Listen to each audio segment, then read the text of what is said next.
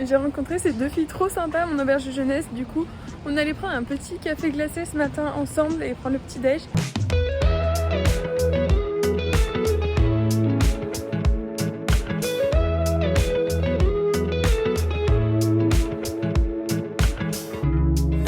Et là, je vais aller faire un tour de Budapest. Normalement, c'est une visite guidée.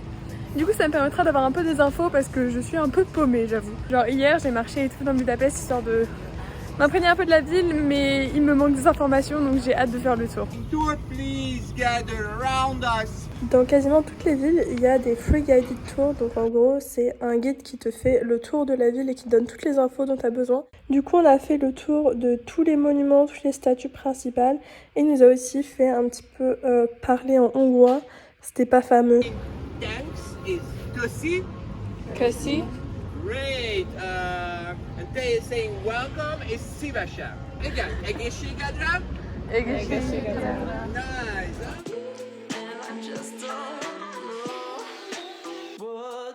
Bon, je suis arrivée à l'église principale de Budapest. Et ce qui est assez drôle, c'est que c'est trois architectes qui se sont succédés et du coup on a trois styles différents. Donc on a la façade qui est en néoclassique, ensuite le dôme c'est néo-renaissance et l'intérieur c'est néo-baroque. Je rentre à l'intérieur. Du coup on retrouve tout ce qu'on pourrait attendre de l'intérieur d'une église baroque. Donc on a du marbre et du doré. En gros, le baroque c'est la continuité de la Renaissance mais en un peu plus too much. Et donc on retrouve par exemple des pilastres, des colonnes corinthiennes. Les formes sont à peu près les mêmes, mais par contre là c'est recouvert de marbre, de doré et de motifs. Can I have one piece of the Ferrero cake? Bon, je suis dans une pâtisserie où il y a littéralement que des Hongrois. Du coup, je pense que j'ai trouvé un bon endroit. Je suis partie du centre.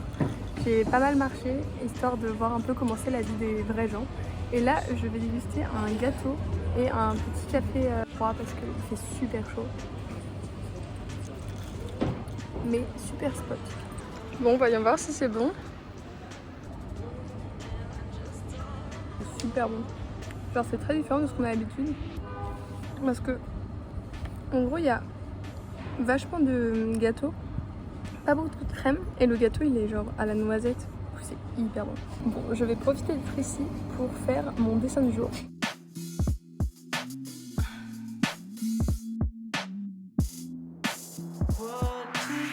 Ce que j'aime trop ici, c'est que toutes les façades elles sont hyper travaillées, c'est trop beau. Parce qu'en fait, il y a une loi qui est passée comme quoi il fallait mettre 30% du budget dans la décoration extérieure. Et donc c'est pour ça que tous les bâtiments ici, ils sont genre super jolis, il y a plein de décorations sur les façades. Bah, c'est à cause de cette loi. Budapest, c'est une ville thermale où il y a des sources du coup d'eau qui sont bonnes pour la santé et pour le corps. Et du coup, à l'époque romaine, c'est là où il y a eu les premiers thermes ici. Parce que Budapest, c'était romain il y a à peu près 2000 ans. Et ensuite, ça a été un petit peu oublié et ça a fait partie de l'Empire ottoman. Et donc c'est là où du coup, les Perses ont ramené la culture des bains. Et donc aujourd'hui, on a des grands bains comme ça, des grands thermes qui sont ouverts au public et on peut aller se baigner.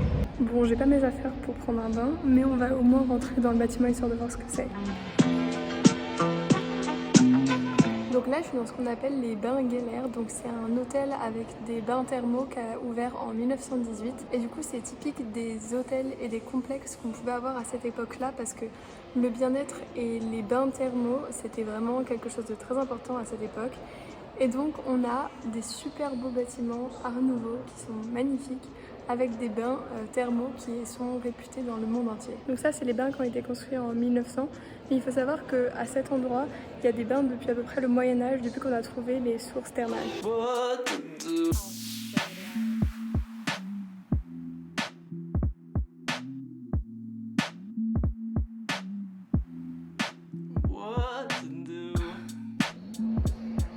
Et donc comme d'hab, à cette époque-là, on a des grandes verrières et on a des vitraux.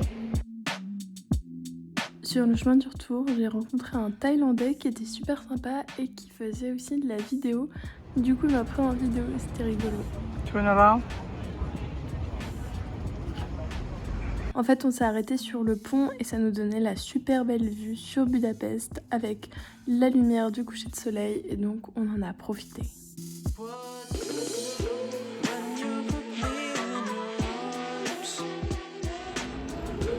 really nice.